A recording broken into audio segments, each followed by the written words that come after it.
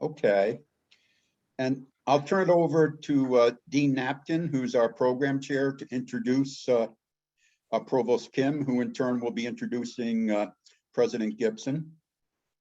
So, Dean. Okay, thank you much. We're pleased to welcome Dr. Kim with us today, who will do the deed of introducing our speaker, and we're happy to have her with us. She joined the University of Albany on August 1st, 2019, just in time for the pandemic. She's our provost and senior vice president for academic affairs. She comes to Albany from the 7-campus University of Maine system, where she served in a number of academic and administrative roles, most recently as Associate Vice Chancellor for Academic Innovation and Partnerships. A molecular virologist and professor of microbiology, pardon me, Dr. Kim pioneered the use of the zebrafish model for innate immune response to infectious diseases. Her own research has been supported by numerous federal and state funding agencies, including the National Institutes of Health, the National Science Foundation, U.S. Department of Agriculture, and NASA. Dr. Kim promoted academic achievement in her role as advisor of more than 120 honors, undergraduate, and graduate students. She was recognized for her personal support of faculty development as a recipient of the Rising Tide Center's Excellence in Faculty Mentoring Award. Dr. Kim supported international educational efforts by serving as the PI for the Mandela Washington Fellowship, the flagship program of the Young American Leaders Initiative. She has been a member of the New England Commission on Higher Education Evaluation Teams, performing comprehensive accreditation reviews of several New England universities. Dr. Kim also served on multiple study sections for NIH and scientific review panels for USDA and NSF.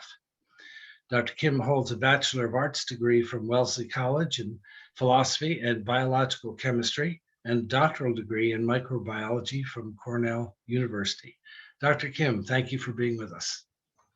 Thank you, Dr. Napton, and welcome to everyone who's joining us today for this program. The Emeritus Center plays a critical role in the life of the university. I'm so pleased to have the opportunity to thank all of you for your continued engagement with UAlbany and across all of our communities. This is really an honor to be able to introduce today's guest speaker. So Dr. Christopher Gibson became the 12th president of Siena College on July 1st, 2020. A Siena alumnus from the class of 1986, President Gibson is the first permanent lay leader in Siena's history and serves on the faculty as a professor of leadership. Dr. Gibson served New York's 19th Congressional District in the US House of Representatives for 3 terms from 2011 to 2017. He finished among first all House representatives of both political parties in the inaugural report of the Lugar Policy Center Bipartisan Index in 2014 and served as one of the co-chairs of the Bipartisan Caucus No Labels. Dr. Gibson is a member of the Hoover Institute's working group on the role of military history in contemporary conflict, a visiting fellow with the Catholic University Center for the Study of Statesmanship, and a member of the editorial advisory committee of the Bipartisan Review for Cornell University's Institute of Politics. He was also the Stanley Kaplan Distinguished Visiting Professor of American Foreign Policy at Williams College from 2017 to 2020. In addition, Dr. Gibson is a 29-year decorated military veteran who rose to the rank of colonel in the US Army. He commanded the 82nd Airborne Division's 2nd Brigade, leading them to Haiti on a humanitarian relief operation after the 2010 earthquake. He served 4 combat tours in Iraq and was part of the NATO peacekeeping mission in Kosovo. He's the author of 2 books, including his most recent work, Rally Point: 5 Tasks to Unite the Country and Revitalize the American Dream. Dr. Gibson holds a BA in history from Siena, an MA, MPA, and PhD in government, all from Cornell University. He has also been a great partner to UAlbany. particularly as we have joined forces to navigate the pandemic and build strong collaboration among institutions of higher education across our region. So please join me in welcoming President Chris Gibson to UAlbany and to the Emeritus Center. So thank you for joining us, Dr. Gibson.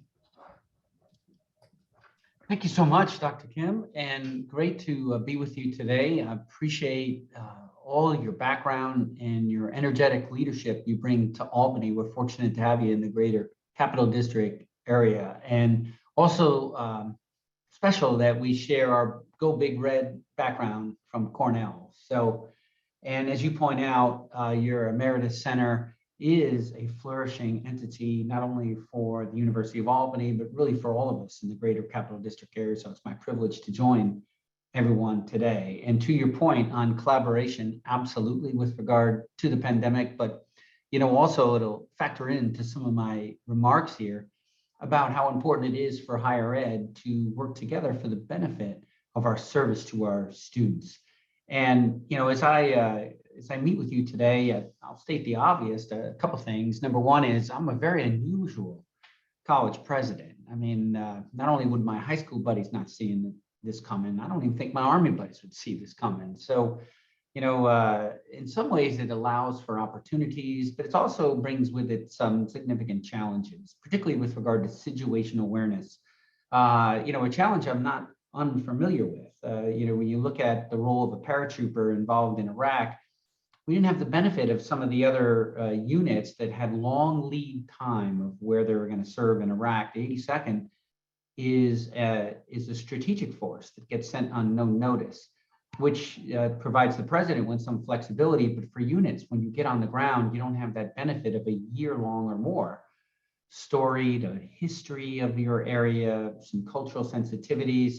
So what that does for units that end up in that role is you really have to be quick on the uptake and particularly hone your listening and mediation, negotiation skills. So they were really in high need. And so I cultivated them, particularly in those times. And I'm using them now in academia. So, I come from a working class family background. Nobody in my family had ever gone to college. I was the first one to ever go to college. And so in other ways too, unusual for a college president. So with that said, what I want to speak to is in some ways, I think it addresses some of the broader challenges our country is going through right now. While we continue to be the place for the world to invest money, I mean, when for all of our warts and challenges, we got many of those. All I have to do is turn on the news today, but there are two indicators that I would tell you that the world's still betting on us, this country. The first is where they put their money. When folks go to invest, they still look to the United States. And the second is, and this actually comes by way of a former prime minister of Great Britain when he was asked to comment about America. He said, I have a very simple evaluative tool. How many people are trying to get into that country and how many people are trying to leave that country? We still look very strong on that score. People still want to join us. They want to come here. So I think that that's important. And even as we work to overcome enormous challenges, the divide we have, the vitriol, the breakdown in civility in our country, the questioning of institutions, all of these things that are very concerning. We still believe. I think there are enough of us, and I would think that it would be the folks on this call here today that we still believe our best days are in front of us, and that as Americans we have more in common than we have apart. So, with that as a predicate, I will tell you that part of what I'm doing here at Siena College is in some ways very commonsensical, but I know that we share this with Albany, and that is just really know thyself. Sun Tzu, sure, but really to look inward and to say, who are we and who do we aspire to be? And I think when we go through that process with a real rigor and a real brutal candidness, frankly, about who we are, that actually allows for the space for not only improvement, but really reach out and collaboration. And so for example, with regard to the University of Albany, I mean, we know we're never going to match University of Albany's MPA program. So we join it, rather than trying to compete with it. I mean, we set up an articulation agreement and then offer it to our students. So students who want what we have, which is, a Catholic, Franciscan, liberal arts base, and then to go on to get a professional degree in public administration, the Rockefeller School is just second to none. And so, we approach our students and families who are interested in Siena with that kind of candor. The same with engineering. We know we won't compete with RPI and Clarkson, but for those who may be interested in a Franciscan engineering approach, we do an articulation agreement, and so our students can actually come out with dual bachelors in 4 years or a bachelor's and a master's degree from Clarkson by coming to Siena College here first. So, I think that this is very important. And when we look at ourselves at Siena, what we say is we believe the world needs more saints. And, it's an intensely personal thing to say, the Siena Saints.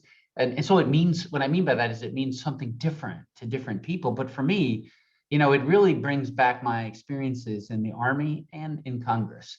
I can tell you, I can remember sitting on the floor of the House, and I would sit with my colleagues, dear friends, both sides of the aisle, and I would hear them occasionally say, this is hard, and I want to affirm them, right? They're my friends and colleagues. And so I'm trying to find the words, and I say, yeah, it's hard, but it's not hard like I've seen harder things.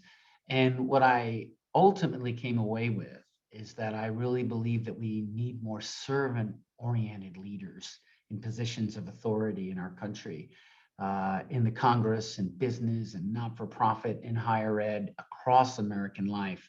Folks who really put the service to their organization and to the values of that organization first. And so that is something that unites Siena as we look at ourselves and we say, who are we? We come forward with that fundamental belief. And so it permeates with our values. It allows us to speak very candidly with our students and our families about what we can offer and what we don't do, but where we can, maybe steer them if they're still interested.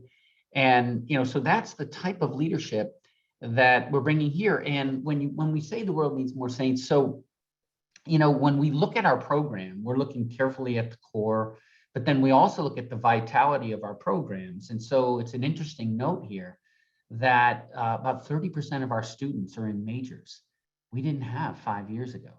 So I think this is really important, that we're not contrarian, but we're constantly seeking understanding of what the market needs.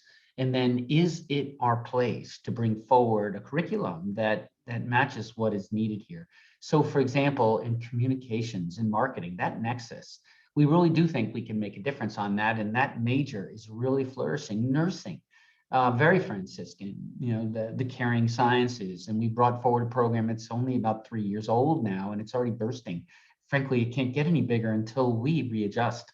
And we'll have more to say, pretty exciting stuff later this month about that, about where our college is heading. So, also with regard to some of the angst out there in this country today, we're not hitting our potential. We have 330 million Americans, and not everyone is rising to their potential. What can Siena do on this? We're bringing forward a new major in criminal justice studies that will have both a traditional track, but also a restorative justice dimension that we believe there are jobs for in Van Jones type organizations and in government entities, because, as I explained to not only our internal audiences, but our external audiences, is that there's every reason to get behind this. It's in our founding documents, it's aspiring in our Declaration of Independence, the fact that we bring forward ideals that all are created equal, but yet we have not yet achieved some of these aspirations. So we want to do it for moral reasons, but frankly, also want to do it for utilitarian reasons. If we have a team of 330 million Americans and not everyone's hitting their potential, then the team's not hitting their potential. And so this new major will help us, we think, address this. the bottom line here is that we're looking to bring forward young Americans who are passionate. So in some ways, I'm an Army guy, but I think some ways we're like the Marines, right? I mean, the Marines say we're looking for a few good men or women. At Siena College, we're not for everybody, but we are for a passionate, narrow band of folks who are really looking for a certain type of education, and we want to prepare them for leadership in the world. And so we're going through right now a strategic review and a comprehensive plan, and these are coextensive. And we're excited about what the future brings. So, those are some opening remarks about what's going on. But I want you to know in this Q&A, we can go anywhere you want. We can talk about my time in the Army. It's an interesting sort of footnote that for at least 2 seconds, I was the lowest ranking person in the entire country. I enlisted at the age of 17 while I was still a junior in high school. And until somebody else raised their right hand, probably about 2 seconds behind me, I was at the very bottom, and so, yeah, over many years, I did rise to colonel, but it started at the lowest possible rank. And so, that with that, you can ask anything about those experiences, or you can ask about my time in the U.S. House of Representatives, or when I made the transition back to academia, either Williams College or at Siena College or anything beyond. But it's just awesome to be with you today. I really respect how you've lived your life and how you continue to live your life, in pursuit of education. Our founders, that's one thing that they really believe: this republic would not long survive unless we had an educated, informed, and engaged electorate. And so you gave your life for that. And I really appreciate the service that you rendered. And for Dr. Kim, still showing this leadership and really bringing new vigor to our area, very grateful. Thank you. Okay. All right. Okay, coming back. Dr. Kim, I know you have to leave shortly for a 2 o'clock meeting, but is there anything you want to add to Professor Gibson's comments? Are there any more initiatives in the works, for example, between the two institutions, or what would you like to say before you log off? So, I want to thank President Gibson again for joining us. I apologize that I need to jump to another meeting, but I can say from UAlbany's standpoint, we would love to have more of these agreements, more collaboration. I think it's good for both institutions, and we can learn from each other, leadership as well as the students that are participating in these programs.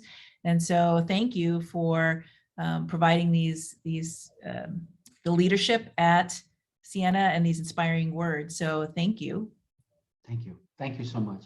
Thank you, and best wishes to you. Very good. Thank you again, Provost Kim, for attending. Ambassador Dr. Rodriguez, please. Yes. Most definitely. Thank you. Okay, is there anyone in the audience who would like to ask President Gibson a question? Again, you can use the raise your hand feature or the Q&A or chat features. Looks like we're getting one from Chris. Yeah, I have Chris. Chris, you can unmute. Okay, hi. I retired just a year ago. The very last class that I taught was thrown into a Zoom format.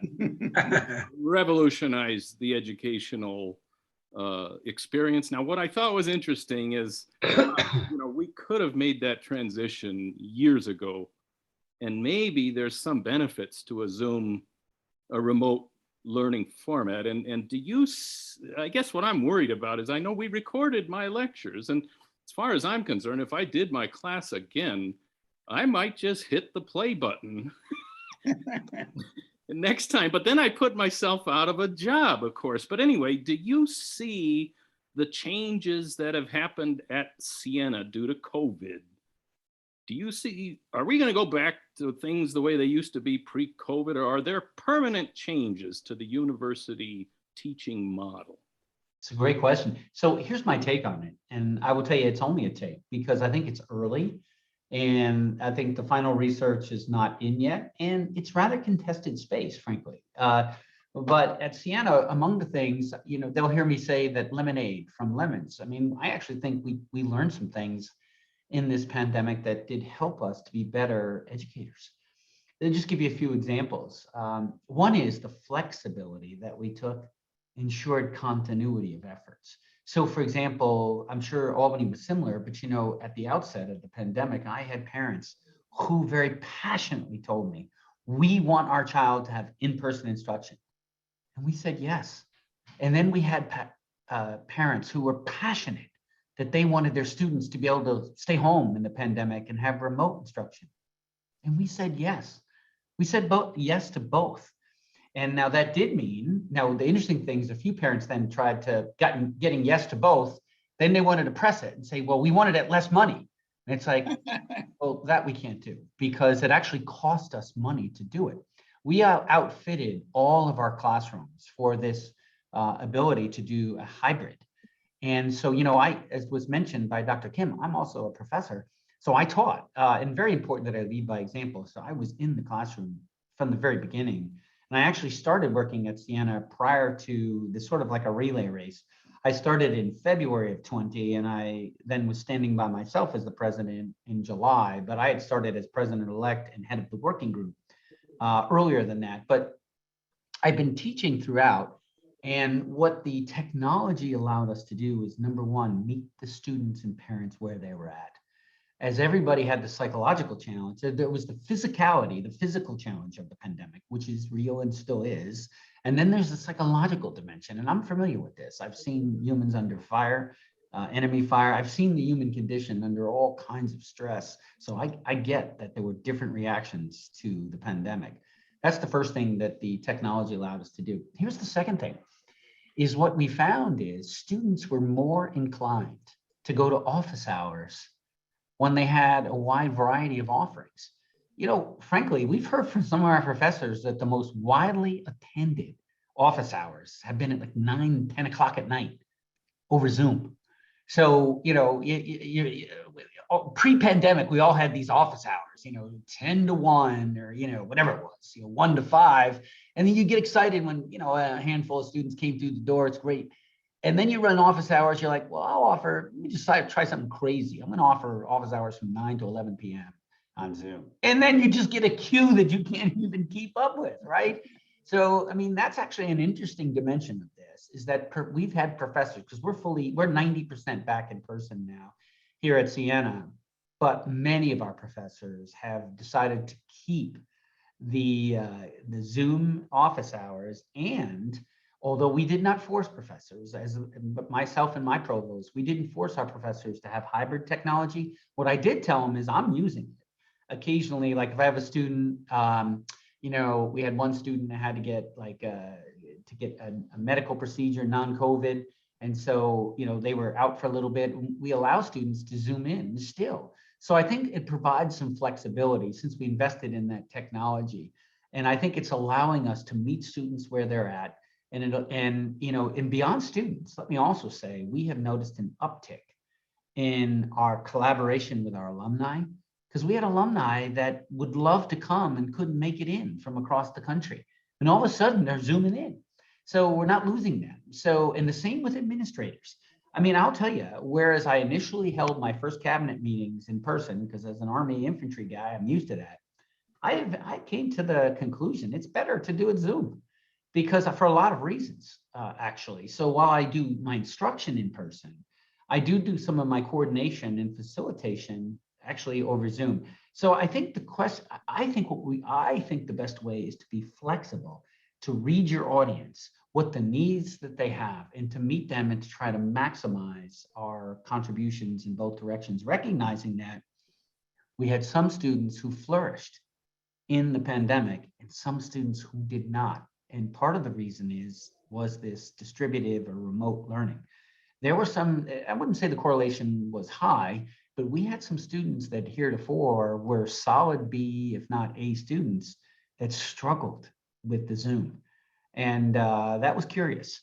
And then there were other students who really struggled in the classroom and did better over Zoom. Again, I don't want to overstate these percentages, but it was a curious deduction from the pandemic. Chris, let me get a follow-up from you. What's your hunch and what's your take? Well, no, I guess I just, I've always, over the years, I don't think, I mean, I've been approached by like textbook companies and people that want to package your course material. And I've often thought from a, if I was a college administrator, the idea of offering something for cheaper, it seems like that would, like your parents asking you to, hey, I'll go to Zoom, but can you give us a discount since we're not paying utilities for a classroom anymore? That makes sense to me. And I guess I'm curious if, you know, hey, okay, let's offer students, if you want in-person classes, it's going to cost you X. If you want Zoom only, it's going to cost you 80% of X. I guess I'm just curious what your administrative perspective is. Well, we haven't ruled that out, but I got to tell you something. Here's where it's coming into play. First of all, as I mentioned, it actually cost us more money the first time for the sunk cost to get prepared. Now, you could argue after you make that sunk cost, then you're right, it would be less money. Now, because we're a Catholic Franciscan liberal arts college, for the undergraduate experience, we put a premium being in person, in the student life experience, all the service, you know, all that. So, however, the other thing is we're increasingly becoming interested and beginning to get more in the space of graduate and also certificate.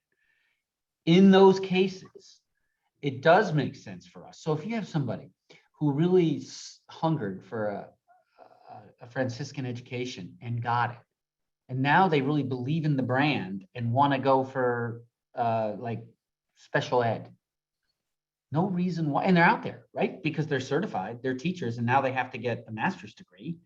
No reason why we can't do that one remotely, because they've had the in-person experience, they've got the undergraduate degree, and frankly, we could kick butt in that graduate program, and we're not offering it. And we know there's other colleges that are doing that and making good money on it. So, you know, we're trying to be very open and to, you know, yes, affirm our values, but also be open to possibilities where we don't compromise our values, but really do just as you say. Here's another example. So our MBA program. For our MBA program, which is really increasingly getting stronger, those students don't actually prefer to have every class in person. I mean, most of them are taking 2 or 3 courses and they're doing it at night. They're working. And so, you know, now they don't want to completely devoid of in-person. So what we've actually done is a fair number of our MBA classes, they meet twice a week, once a week on campus, and once a week on Zoom. So what I've said to the dean is, look, I'm not going to micromanage that. I'm going to really allow that appropriate leader, in this case, the dean of the School of Business, to devise an approach, pedagogy, and curriculum that really meets the professional needs of the particular program with the flexibility and versatility, some of which is adjusting to what we learned in the pandemic. That's what I'm finding, Chris. Thank you. Thank you. Okay, any other questions? Again, feel free to use the You know, while we're looking to get another question, let me say one other thing I'm noticing. So you may have noticed that we've had, you know, Siena, we've had the strongest enrollment that we've ever had. Three straight years. I mean, to the point where I literally had to give guidance to my team. We just broke our record this year, and we went over it by 200, and it was last year. So I told the team, on the one hand, you're awesome. And let me say a second time, you're awesome. Third thing is, can't do this again. We can't fit it. So, I mean, we have to recognize we're becoming, you know, more of a high demand college. And so we're going to have to be more selective. We're going to have to be more strategic in terms of our packages of what we're offering. But here's what relates to Chris, to you, and to others in Emeritus. What we're noticing is, because we had a huge enrollment, we actually had folks who were retired who said, you know what, we're not ready. I mean, we relish our retirement, but the idea of teaching one course is something that they've come to really love. So, you know, so we actually have done a fair amount of that. You know, where the benefit to the students is they get somebody who's very experienced, who still has a desire to keep giving, and yet doesn't have the burden of 4 sections. So what we found is not only former educators, but frankly, former CEOs are now teaching one course for us. So we had to do it because our faculty wasn't right sized compared to this enrollment. But that's another way where we have reached out to our emeritus and really included them in our current situation. So who knows, that may be in your future. Excellent. Actually, while we're waiting for David Wagner, I think has a question. Dean, do you see it? Right. Yeah, I see that. Go ahead, Dave. Okay. First of all, thank you, President Gibson. I've been very impressed with your presentation. I must admit, I was a little skeptical when I started, given, well, I won't bother with any of the background, but I've been quite impressed.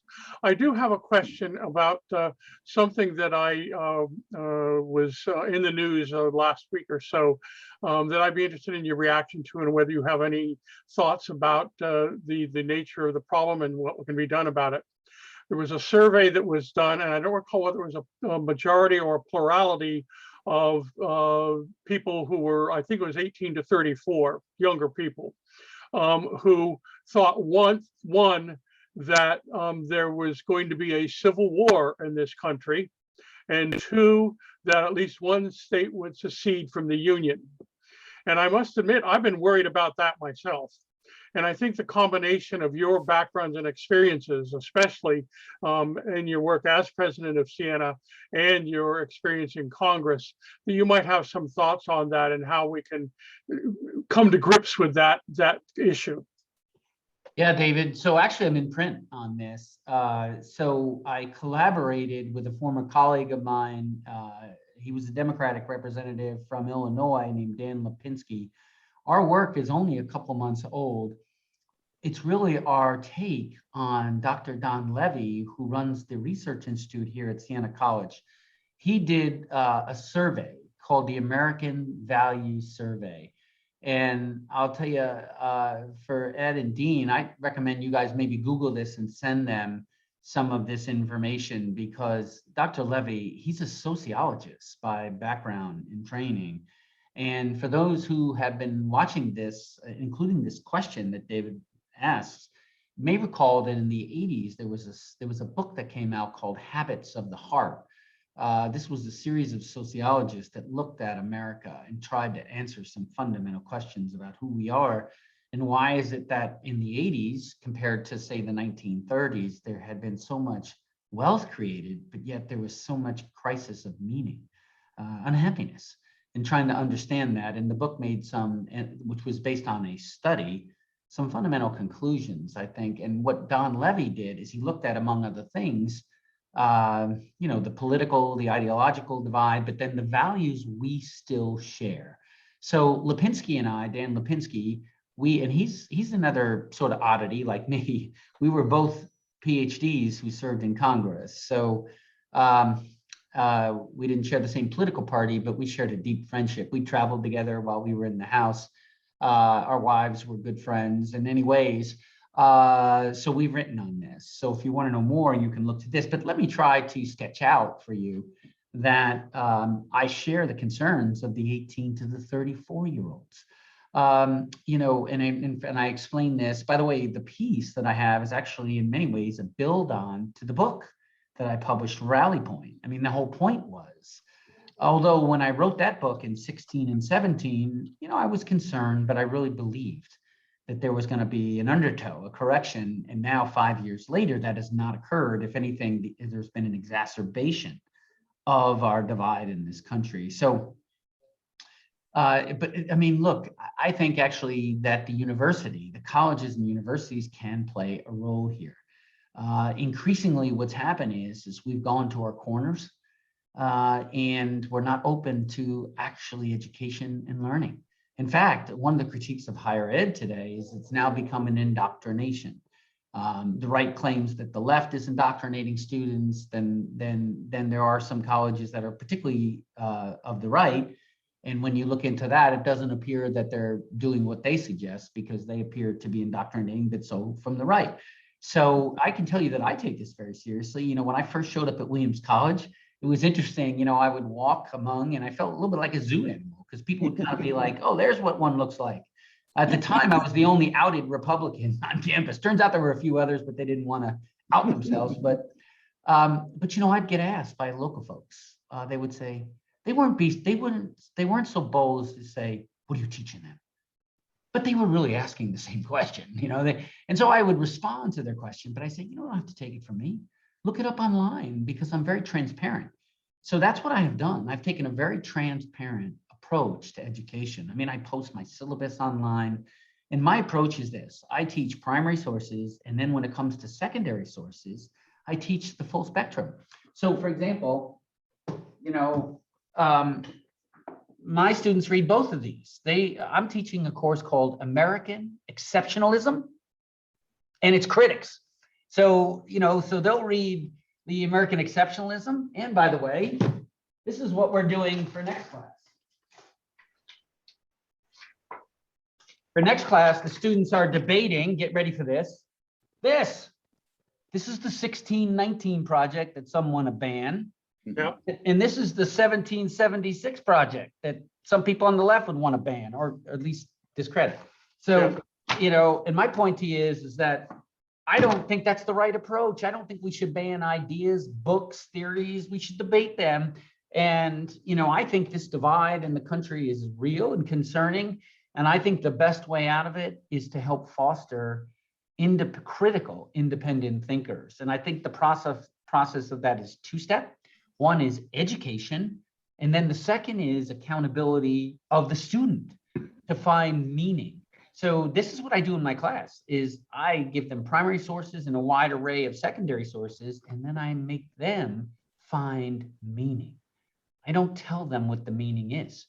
They have to tell me what the meaning is, but then they got to defend it. So I've had students who've written very progressive essays and earned A's, and very conservative students who've earned A's.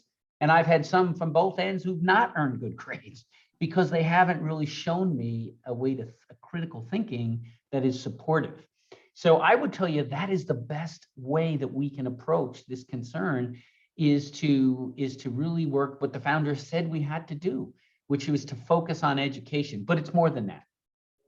I think we should also realize that there has been some damage to the device that allowed us to keep a fabric together.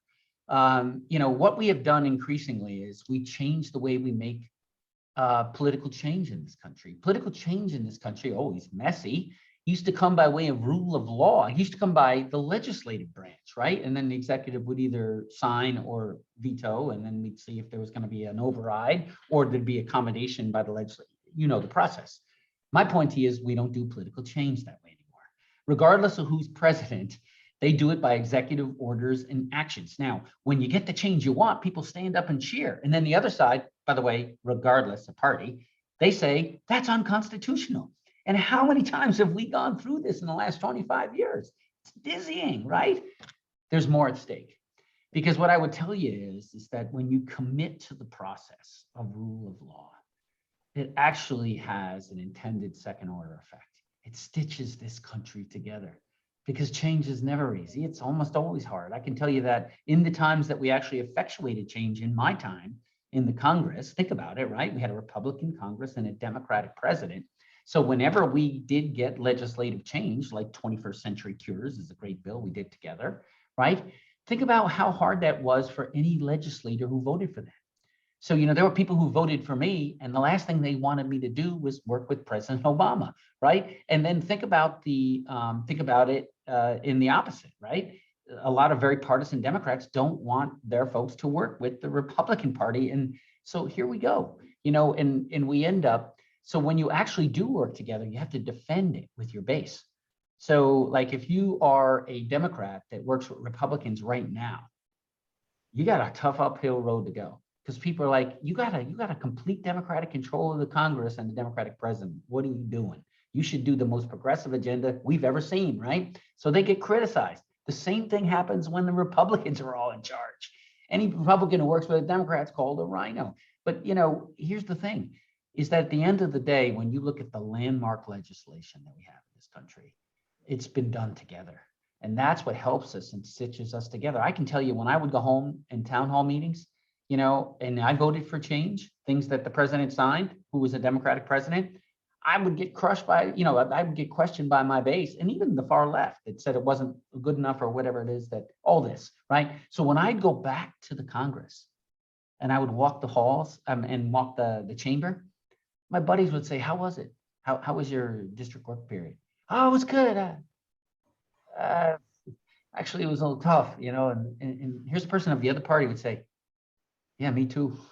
That's kind of what happened to me too. So see what I'm telling you is you actually create symbiosis among the legislators because they share an experience of standing behind and advancing change, even in the face of winds that really didn't want you to work together. So, that's part of what's happened too, is we've now went to fiat. We went to executive orders and actions, and that's changed the political process such that now this is all one big Napoleonic battle for who wins the presidency. So what does that mean for the legislature? Because we still have legislators. Well, what do? Well, they don't even need legislative success to be reelected. They just have to get on, either MSNBC or Fox and be as bombastic as possible and build a brand. I mean, you could say, well, how many amendments and bills has that person? You could fill in the blank, depending on your ideology.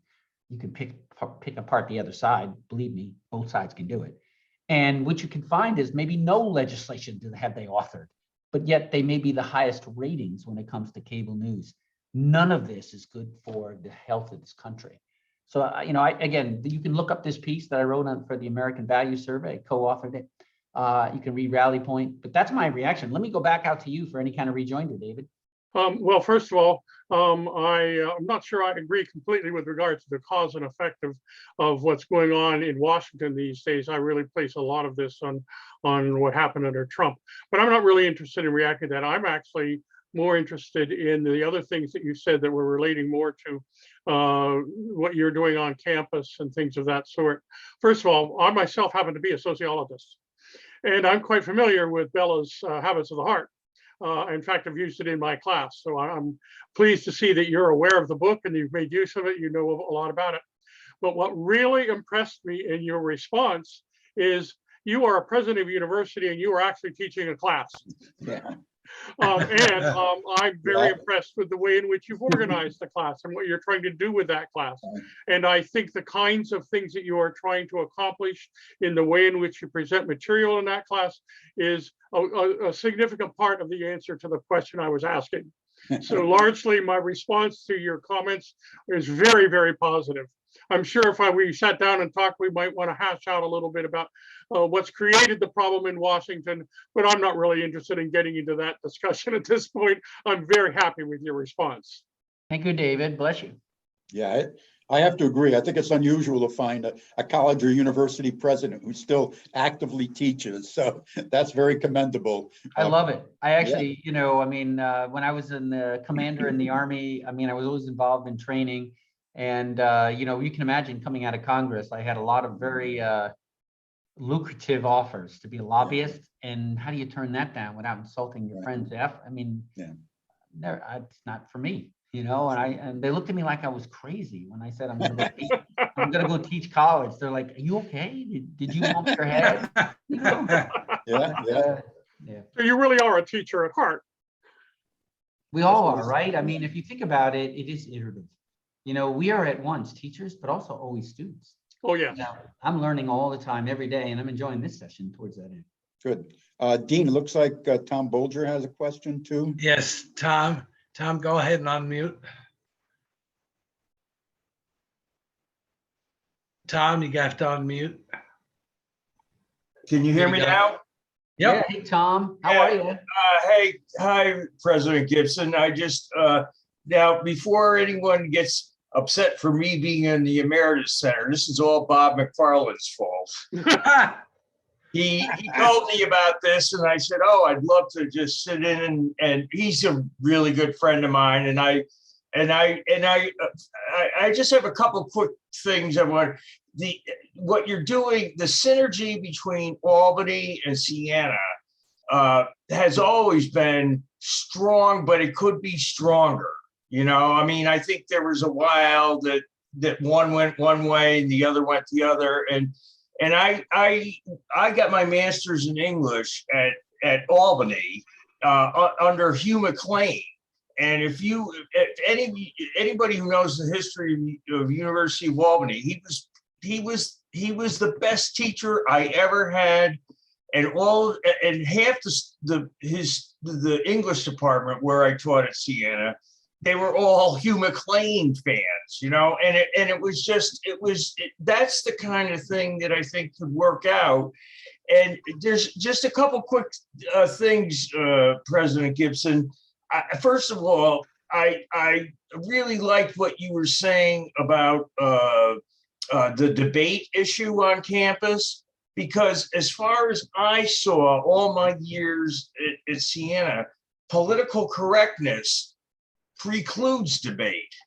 And I think that's one of the things that the universities and colleges really have to work on. It's like both sides, you know, have to have a chance to discuss things. And I knew teachers, like, I won't name names or anything, but, you know, I mean, some feminists would teach a course, and if the students didn't have a riotously feminist slant to their essays, they'd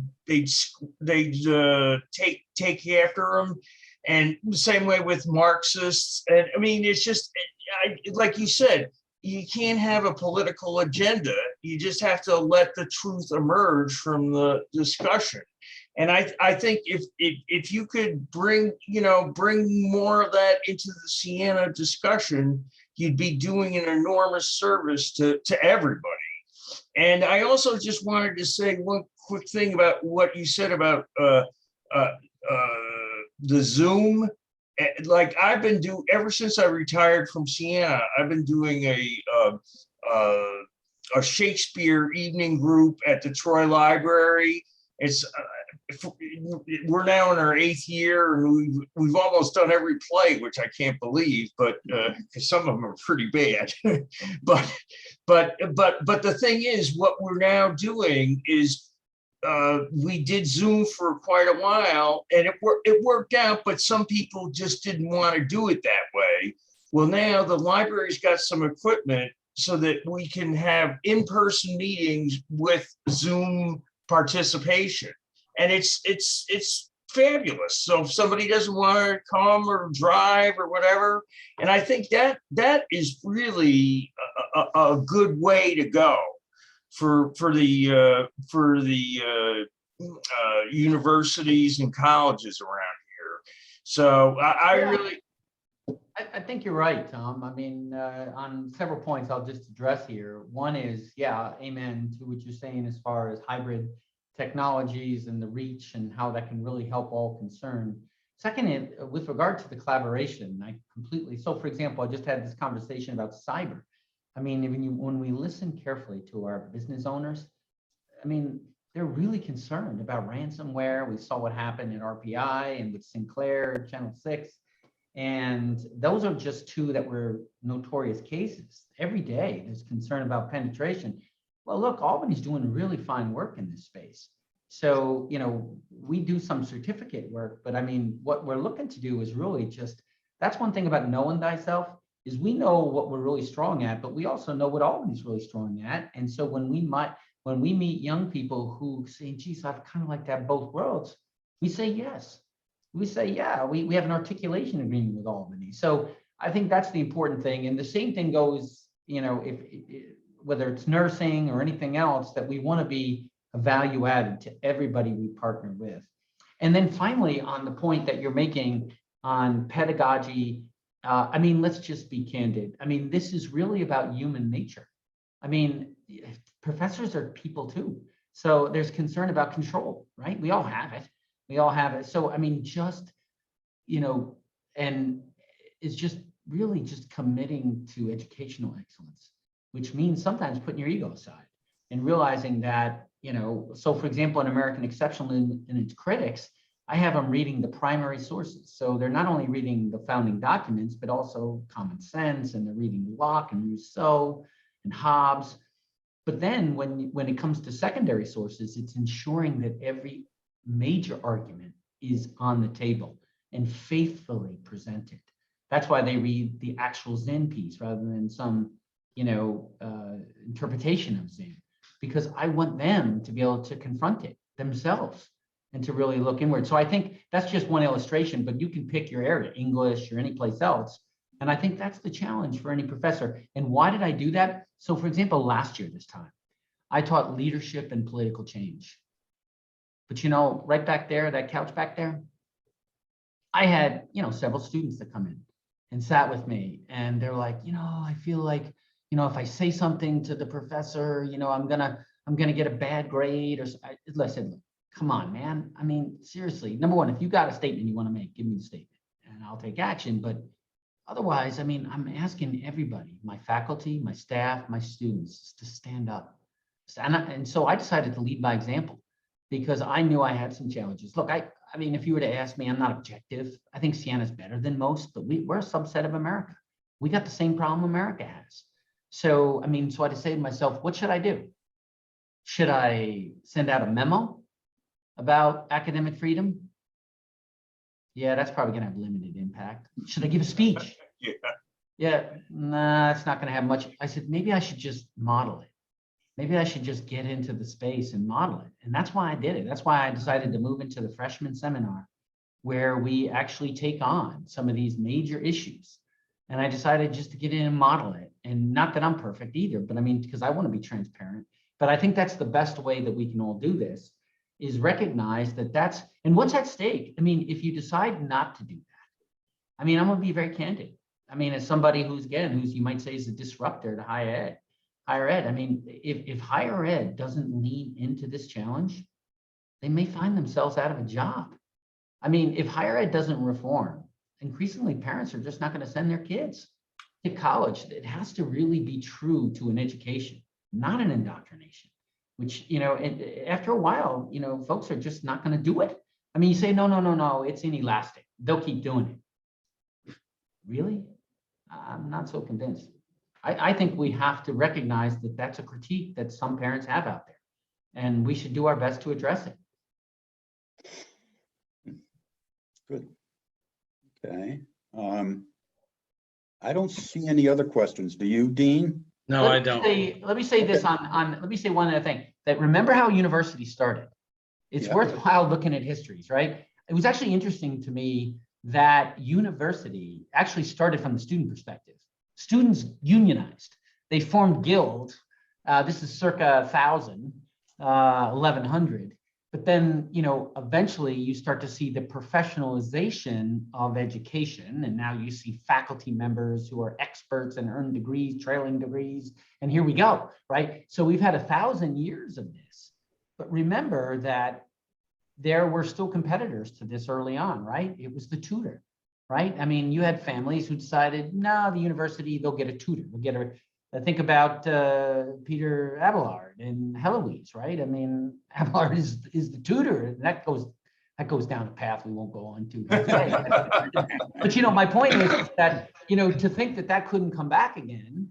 The idea that say it's 25, 30 years from now, and somebody says, you know what, forget it.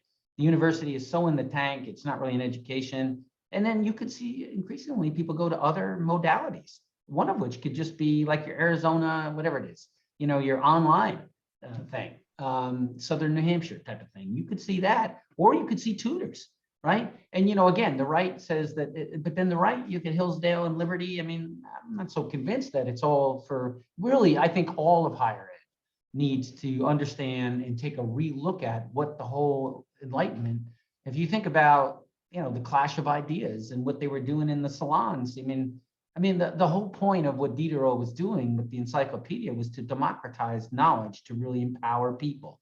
And I think higher ed in itself needs to take a step back and take a look at it and say, what is its charter? Okay, it looks like, Chris, you have something you wanted to add to that? Looks like your hand went back up. I have another off question. I just want your opinion of. I thought I read a headline where the University of California system is no longer looking at SAT scores. And do you have an opinion on that? And does that, what do you think of that? Chris, not only University of California, frankly, most of higher ed is moving away from standardized testing. Is Siena doing that also? We do accept standardized tests. We don't require it. And, so we'll look increasingly at a couple things: how well they did in classes, We'll look at their essay, but we'll also look at their posture in terms of extracurricular activities. What we try to get a holistic. Now we're able to do that perhaps a little more in depth than Albany because of size, because of scale, right? We're about a third of the size of Albany. So, you know, we can sort of surge to take a look at very in-depth applications, and maybe in a scale at a university, it's harder. But I got to tell you, most of higher ed is moving away from the standardized testing. Now, what got that started was some concerns about equity and populations that just were not able to get access to preparation and strategies. That's what started it. That's not what all that fueled it. There was the pandemic, which was hard to come take tests by all coming together in one place. And then frankly, there was even some questioning as to what they were testing, the issue of optimizing on indicators. Now you asked me how I feel about it. So, you know, as somebody who spent a lot of time in the military, you know, developing leaders, I got to tell you, I'm not that wedded to those test scores. Although, you know, when somebody sends it in, I'm getting a sense of what their aptitude may be. But there are other indicators as well. You know, you want to see what is the general course selection? How well did they do in trends? You know, for example, do you see somebody who struggles in algebra and maybe trig and does well in geometry, and you wonder what's that all about? And you look closer at it and you think maybe this person actually is a people person. And you say, what does that got to do with geometry? And Plato said, you know, don't enter this academy unless you understand geometry. The whole point is geometry is relational, right? Angles and relation. And, you know, so, I mean, I was actually one of those students. I actually did well in geometry, not so well in algebra and trig. And then when I got some more insight into it, I'm more of an extrovert, right? I'm more of a people person. So, I mean, I think there are ways of assessing not only achievement, but potential. And so that's my take on it. And I got to tell you, at first blush, that was not my take. If you were to wake me up 3 years ago and ask me that in the middle of the night, I probably would have said, I'm not so sure that's a good move. But the more I looked into it, the more I'm actually comfortable in how we're doing it. What do you think, Chris? No, I'm just, to me, I thought SAT scores were originally devised as a retention indicator. A private college losing a student that fails or drops out after a freshman year, you've lost 2 years of income there. And anyway, but I'm just curious if you are worried about that angle of it. I mean, are you admitting students that are maybe having more dropout problems 2 and 3 years into the college experience? Maybe, because that's how SAT tests were sold, that they're an indicator of how long you're going to be in college. And is that true? Or I don't know if that's, or it's a poor correlation, I guess. It's too early to know. So this is only, I mean, look, higher ed started moving in this direction about 3 or 4 years ago, but it's really only been since the pandemic that most of higher ed is going in this direction. And so when you look at the attrition challenges last year, we're a few points higher, but might that be overdetermined? Might that also be for the students who really had challenges with remote learning, challenges with, because I got to tell you, when I say overdetermined, I'm not just talking about the pandemic. And frankly, I'm not even just talking about, what I'm really getting at is that I have really paid a lot of attention to millennials and now Gen Z. I mean, as a former infantry commander, I was very dialed into my 18, 19, and 20-year-old privates who were millennials. And then when I got to I went to Congress and then Williams, it was 2017. You were right on the cusp with Gen Z.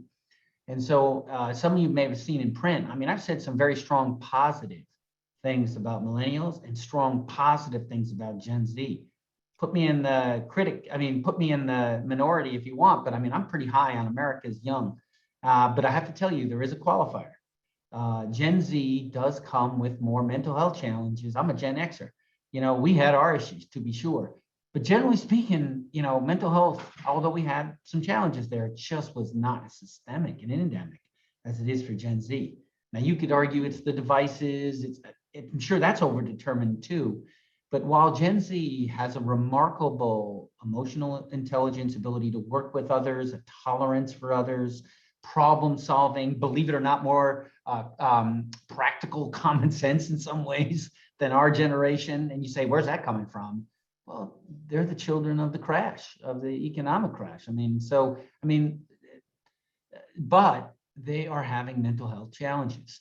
And so, so as you start to look at retention, I'm increasingly focusing all my vice presidents and faculty and staff on deeper issues. Because, what we did is we leaned into it this year. I brought on more tutors, more writing center support. We actually did what's called an enhanced orientation. That means it goes all the way to the end of the year. We have a 101 course. It's a 1-credit course, and you check in with mentors, and you have peer mentors with it. I mean, we are collaborating with these freshmen to work with them and check in with them on a weekly basis. So we have put no shortage of energy into this issue. So eventually, when we get to the end of it, Chris will know more. But like I've often said, there's a difference between motion and movement. And right now, we got a ton of motion. Whether or not there'll be movement, we're gonna have to wait and see what the data shows at the end. Great. Okay. Thank you.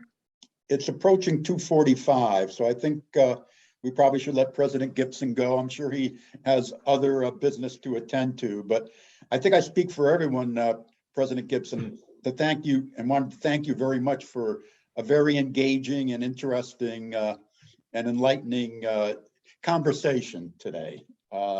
Dean, would you like to add anything? Yes, I was totally engaged. I'm sitting here listening and watching the interaction, and I can see how you like that, and I can see how you would be in a classroom, and good for you. This is great. So yes, I very much enjoy it, and it's so nice of you to take the time to talk with us. Yeah, just one lighthearted request, President Gibson. I used to love watching the UAlbany and Siena men's basketball teams play, both at the Times Union Center and at the Sefke Arena. Yeah. So please do whatever you can to get that match back in play. I think it's good for both schools and good for the Capital District I agree. as a whole. I agree. I'm told it's happening. So Okay, I'm great. excited That's about good that. news. That we're working through some of the fine details. But I mean, among the first things I did when I got here, I said I want to play Army. Because I think Siena shares a lot when it comes to servant leaders, and want to play Albany. So I think we're going to get that put together. And then, also, even when I was a lad at Siena, I took a couple courses at Albany. So over the summer, and I really enjoyed it.